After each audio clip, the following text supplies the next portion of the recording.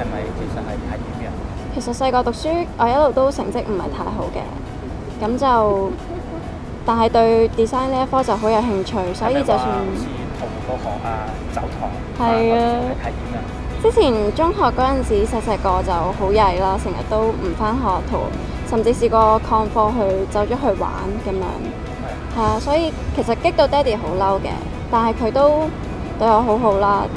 知道我成績校內成績係點？好差啊，差成點？可以係包尾咁滯咯。係。但係爸爸當時係點啊？爸爸當時好嬲，但係嬲之餘，佢都有幫我揾翻啲補習啊。佢點樣同你講？其實爹哋其實佢冇乜 expect 我話真係要成績好好咁樣，但係佢就話讀書係你自己嘅人生，你讀得多書，自然見識會多咗咯。咁對你以後人生都會更加豐富咯。